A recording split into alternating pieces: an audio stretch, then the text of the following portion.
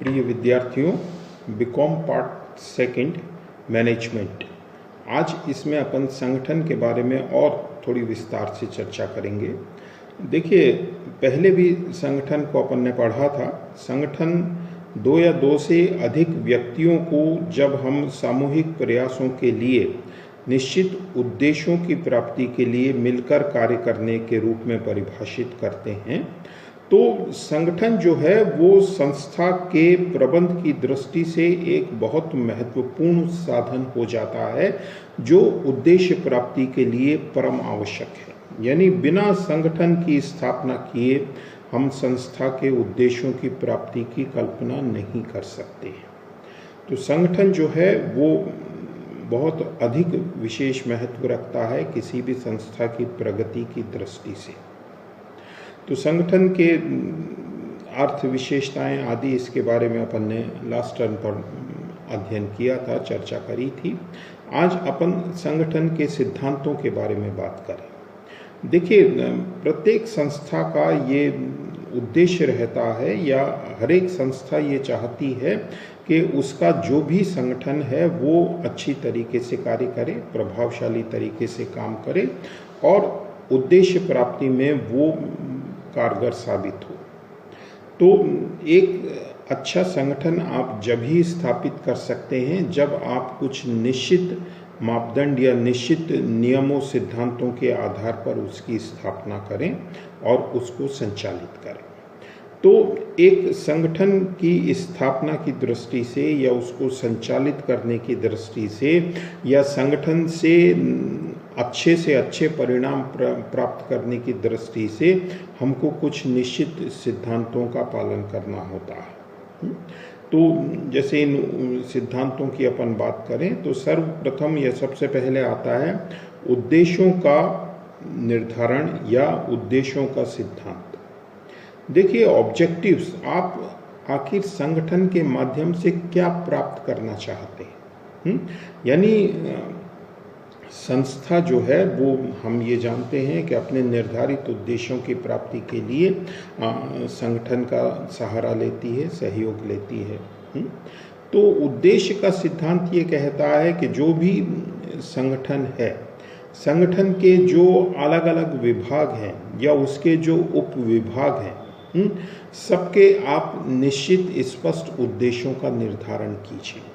क्योंकि देखिए, उद्देश्यों से ही जो भी व्यक्ति संगठन में कार्य करता है उससे ये हम अपेक्षा करते हैं कि उसको क्या कार्य करना है, उससे क्या कार्य अपेक्षित है, जिससे कि वो अपने विभाग या उप विभाग के लक्ष्यों को प्राप्त कर सके।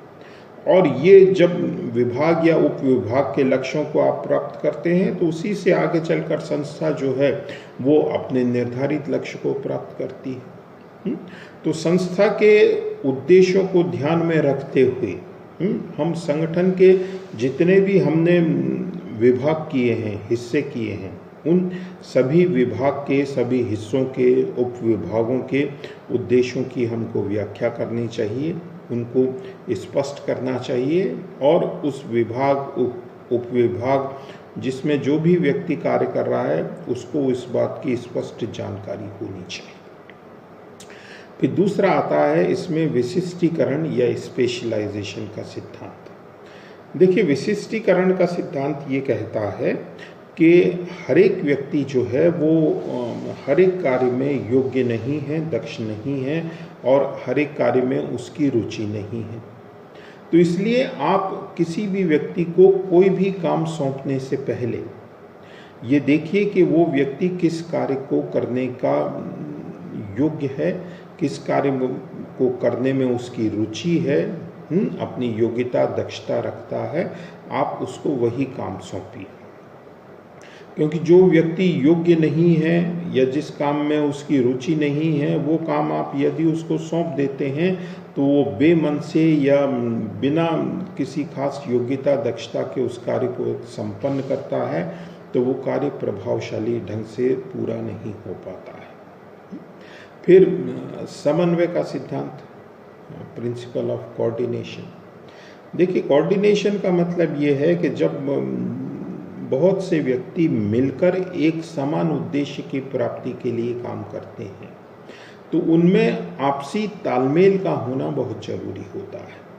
आप स्वयं अपने काम में बहुत योग्य हो सकते हैं, दक्ष हो सकते हैं, निपुण हो सकते हैं, लेकिन जब तक आपके कार्य, आपकी गतिविधियां, आपके प्रयासों का दूसरों के साथ उचित तालमेल, समन्वय नहीं होगा, जब तक संस्था अपने निर्धारित लक्ष्य तक नहीं पहुंच सकती है। क्योंकि देखिए, हर एक व्यक्ति का कार्य ऐसा नहीं है कि वो पूरी तरह से स्वतंत्र हो और दूसरे के कार्यों से उसका कोई लेन देन या संबंध ही नहीं हो।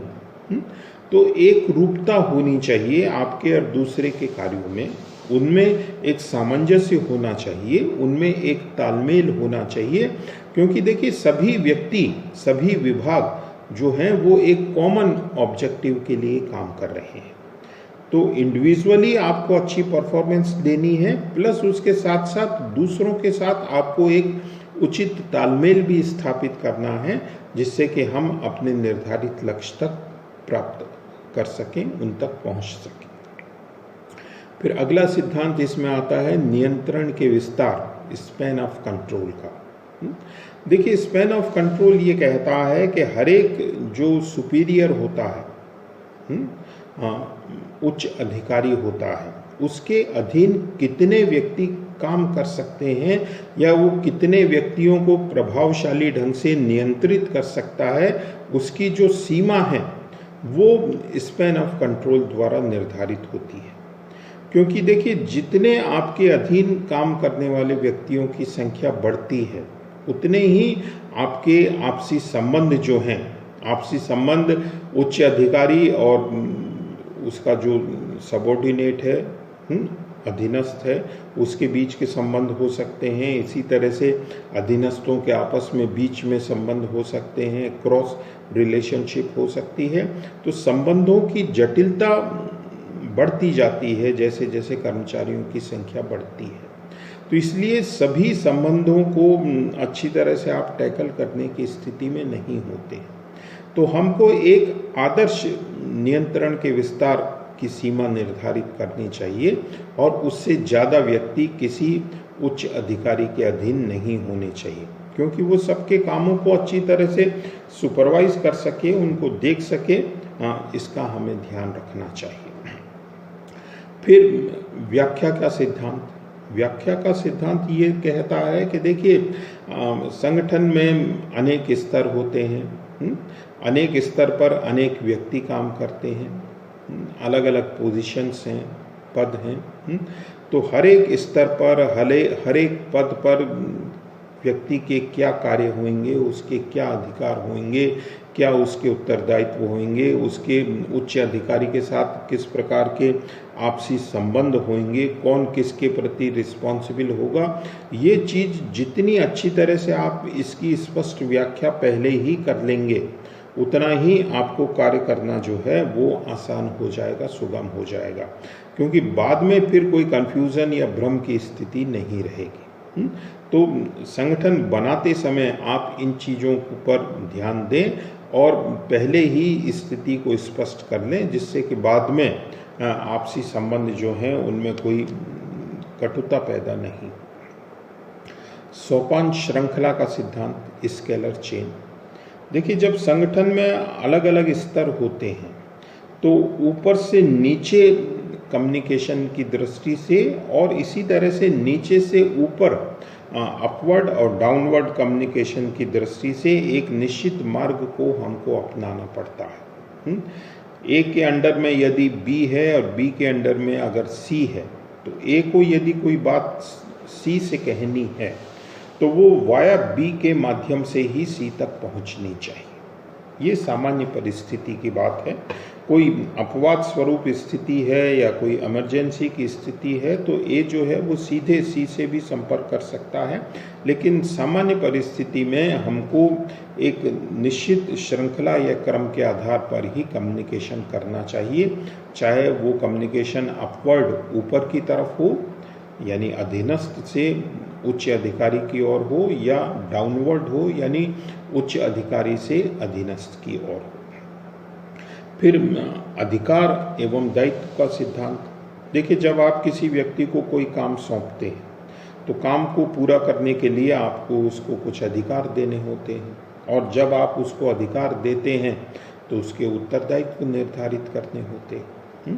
तो कार्यों का सुगमता से संपादन किया जा सके, इस दृष्टि से व्यक्ति को अधिकार प्रदान किए जाते हैं और अधिकारों के संबंध में उसको उत्तरदायित्व ठहराया जाता है। और अधिकार और उत्तरदायित्व दोनों में एक समानता होनी चाहिए, यानी अधिकार बहुत ज़्यादा नहीं हो और इसी तरह से बिना अधिकारों के हम उसे उत्तरदायी नहीं ठहरा। अंतिम दायित्व का सिद्धांत, अल्टीमेट रिस्पॉन्सिबिलिटी। देखिए, आगे अपन पढ़ेंगे कि आप अपने अधीनस्थों को कुछ काम दायित्व सौंप देते हैं, लेकिन उसके बावजूद जो उच्च अधिकारी है उसकी जिम्मेदारी, उसका दायित्व जो है वो यथावत बना रहता है। यानी वो ये कहकर बच नहीं सकता है कि साहब मैंने ये काम अपने अधीनस्थ को सौंप दिया था और वो ही इस काम के लिए जिम्मेदार है।